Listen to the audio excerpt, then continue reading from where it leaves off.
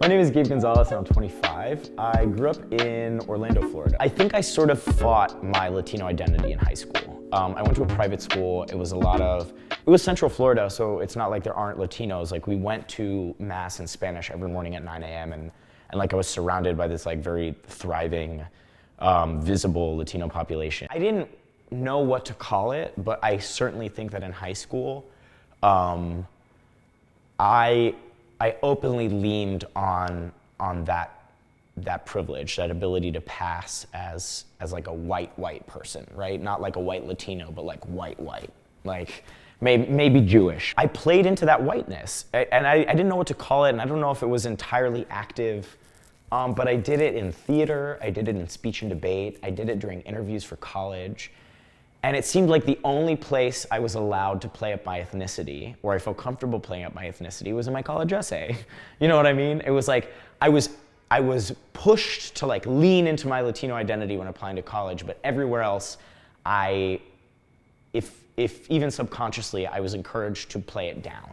Being at a liberal arts institution in the Northeast is the weirdest place to be like, I started to come into my identity as a Latino, but that is the place where it happened. I finally found a Latino community that also accepted me because of my queerness. Like I found Latino, like I'd always associated being Latino with being homophobic based on my experiences with my family. And they're not, you know what I mean? I don't think they are anymore. I think today, present day Gabe is at a much better place with his mom and his family about that stuff. But back then, like entering college, I was like, well, I don't want to associate with Latinos because they're homophobic and I have no place there. Like, I'm not interested in baseball. I don't eat like, you know what I mean? I don't eat a lot of fried food. Like, I don't wear guayaberas. Like, you know what I mean? All these stereotypes in my head, but like also things I experienced that I felt left out of.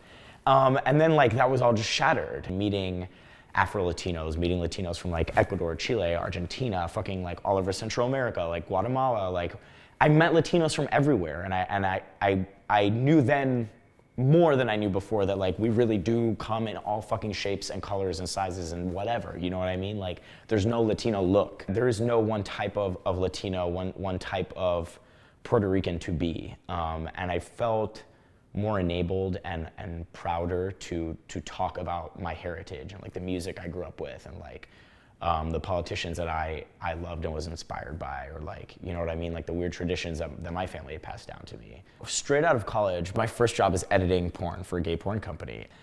At the time, I had these like very lofty goals. I was like, I'm interested in film and media. I want to interrogate the way like sexuality is presented on film and television. I was like, let's explore like the most rich environment for that stuff. Like, let's look at porn. And it was not that. And I learned things, but like it wasn't a place that was like ready. I guess it wasn't a world that was encouraging having these like rich and nuanced discussions.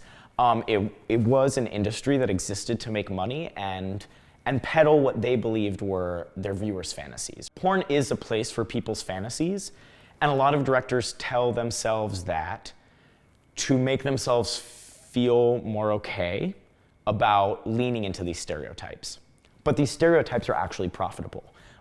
Something my boss once told me is that covers with men that are obviously men of color will sell at half to a third the amount that a cover with a white guy on it sells. So it is literally not profitable to put people of color on your covers. Porn has become this sort of de facto sex education for people, and it shouldn't be. The reality is that like something that unapologetically like leans into fantasies, regardless of whether they are racist, misogynistic, economically feasible, like, you know what I mean? Like an industry that delves so deeply into like people's fantasies should not be the place where you're educating people about sex, because fantasy does not represent the realities of sex. There's a reason that porn keeps perpetuating this sort of racism that is of its own invention.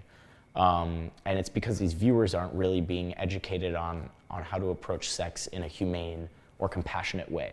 I don't need to go hook up with another Latino who grew up in Florida in like shitty socioeconomic conditions to feel like we have something in common or we can level with each other.